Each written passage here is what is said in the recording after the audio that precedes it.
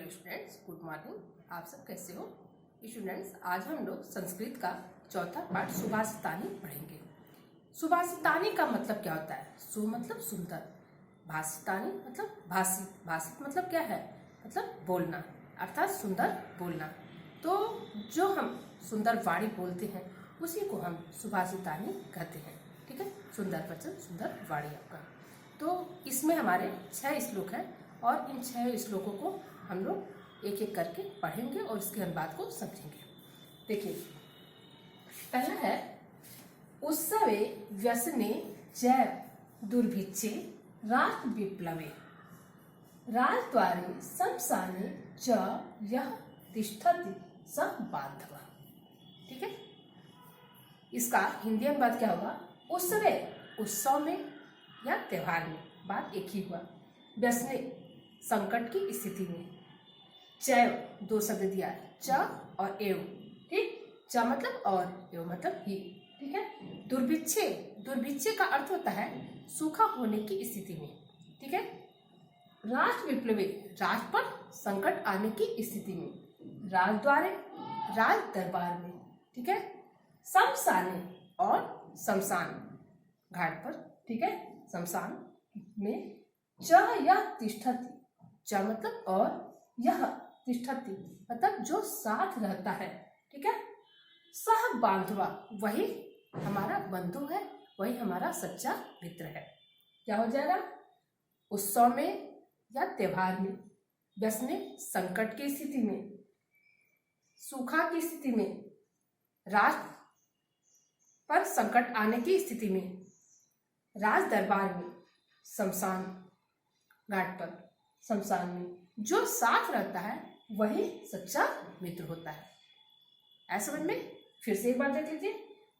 उत्सव में या त्योहार में, संकट की स्थिति में, सूखा होने की स्थिति में, राष्ट्र विप्लवे, राष्ट्र पर संकट आने की स्थिति में, राज दरबार में और शमशान में जो साथ रहता है, जो हमेशा साथ साथ हमारे खड़ा रहता है या रहता है, वही हमारा सच्चा मित्र होता है। ठीक है, कहने का मतलब है कि हमारे हर दुख संकट में हमारे साथ जो हर समय खड़ा रहता है वही हमारा वास्तव में सच्चा मित्र होता है।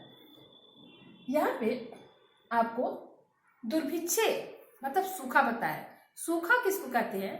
तो जब कृषि कार्य में हमें पानी की आवश्यकता होती है, बरसात के समय आप भी जानते हैं कि पानी बरसता है, लेकिन कभी कभी ऐसा होता है कि समय से मतलब बरसात निकलने लगता है लेकिन समय से पानी हमको नहीं मिल पाता है, जिससे हमारे खेत के अनाज जो है वो सूख जाते हैं। उसी को सूखा घोषित किया जाता है। तो वही यहाँ पे है कि सूखा की स्थिति में। ठीक है, कि जब सूखा पड़ गया तो पानी हमारे लिए बहुत जरूरी है, हमारे खेतों के लिए बहुत जरूरी है, क्योंकि हम लोग कृषि प्रधान देश के रहने वाले हैं।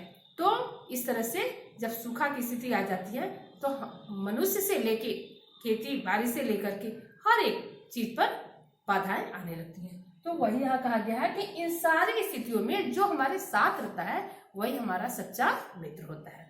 अब हम लोग दूसरा समझेंगे। देखिए दूसरा, न कश्चित कस्यचित मित्रम। न मतलब नहीं, कश्चित मतलब कोई, कस्यचित मतलब किसी का, मित्रम मतलब मित्र। न कोई किसी का मित्र है। न कश्चित कस्यचित रिपु, न नहीं, कश्चित कोई, कस्यचित किसी का, रिपु मतलब शत्रु होता है। न कोई किसी का शत्रु है। पहला है न कोई किसी का मित्र है, दूसरा लाइन न कोई किसी का शत्रु है। व्यवहारेण जायन्ते, व्यवहार से ही क्या होते हैं? जाने जाते हैं। क्या? मित्राणि रिपुवस्ता, मित्र और शत्रु हमारे अपने आपके व्यवहार से ही कोई किसी का मित्र या शत्रु बन जाता है। तो व्यवहार से ही हम मित्र या शत्रु के रूप में जाने जाते हैं।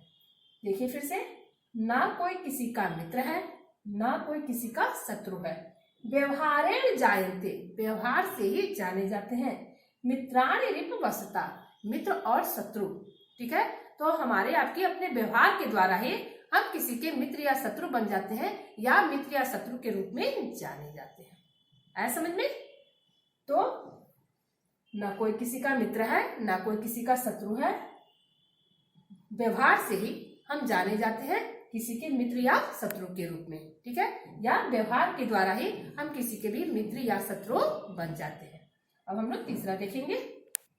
तीसरा देखिए, यस्य नास्ति स्वयं प्रज्ञा शास्त्रम तस्य करोति किम। यस्य जिसकी, नास्ति मतलब नष्ट हो गई है, स्वयं मतलब अपनी, प्रज्ञा मतलब बुद्धि, जिसकी अपनी स्वयं बुद्धि नष्ट हो गई है, शास्त्रम तस्य करोति किम। शास्त्र मतलब शास्त्र, हमारा जो शास्त्र है उसके विषय में कहा गया है।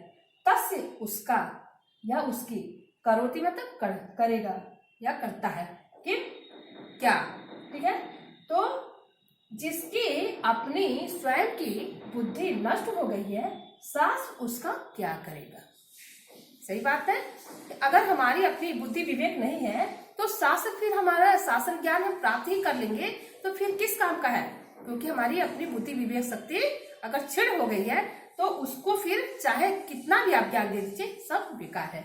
वही यहाँ कहा गया है, यस्य नास्ति स्वयं प्रज्ञा, जिसकी अपनी स्वयं की बुद्धि नष्ट हो गई है, शास्त्रम तस्य करोति किम, शास्त्र उसका क्या करेगा। ठीक उसी प्रकार जैसे लोचनाभ्याम विहीनस्य, दोनों नेत्रों से विहीन अर्थात नेत्रहीन, दोनों नेत्रों से नेत्रहीन व्यक्ति, अर्थात कहने का मतलब है कि अंधा व्यक्ति अगर हो तो दर्पण किम करिष्यति, दर्पण मतलब शीशा, ठीक है, कि मतलब क्या, करिष्यति मतलब करेगा, तो शीशा उसका क्या करेगा। अर्थात यदि दोनों आंखों से कोई हीन है, नेत्रहीन है, तो यदि उसे दर्पण के सामने, शीशा के सामने खड़ा कर दिया जाएगा तो क्या उसे दिखाई देगा? नहीं। क्या वो अपने प्रतिबिंब को देख पाएगा? नहीं। तो उसी तरह से है कि शास्त्र ज्ञान उसके क्या समझ में आएगा जब उसकी स्वयं की अपनी बुद्धि नष्ट हो गई है। तो उसी तरह से जो दोनों नेत्रों से हीन व्यक्ति है उसका, उसके लिए दर्पण बेकार है, दर्पण शीशा उसका कुछ नहीं कर सकता है, ठीक है। तो आइए इसको हम लोग फिर से ये तीनों श्लोक को एक बार इसका हिंदी अनुवाद समझ ले, और ये पार्ट 1 में हम लोग कर लेंगे और पार्ट 2 इसका छोटा छोटा पार्ट हम बना दे रहे हैं ताकि आपको समझना आसान हो जाएगा। तो उसमें हम लोग 3 इसके जो बाकी है उसको समझ लिया जाएगा। देखिए पहला, उसने व्यसने जय दुर्भिक्षे राष्ट्र विप्लवे, उत्सव में या त्योहार में, व्यसने संकट की स्थिति में, जय और दुर्भिक्षे सूखा की स्थिति में, राज विप्लव राज पर संकट आने की स्थिति में, राज द्वारे राज दरबार में, शमशाने शमशान में, जो साथ साथ रहता है वही सच्चा मित्र होता है। उत्सव में, संकट की स्थिति में, सूखा पड़ने की स्थिति में, राज पर संकट आने की स्थिति में, राज दरबार में, शमशान घाट पर या शमशान में जो हमारे साथ साथ रहता है, जो हमेशा हमारे साथ खड़ा रहता है, वही हमारा सच्चा मित्र होता है।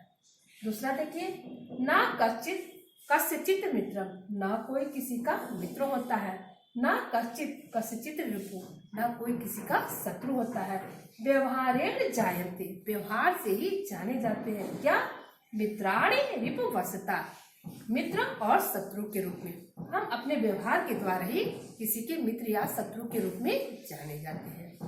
तीसरा देखिए, यस्य नास्ति स्वयं प्रज्ञा शास्त्रम तस्य करोति किम, जिसकी अपनी स्वयं की बुद्धि नष्ट हो गई है, शास्त्र उसका क्या करेगा।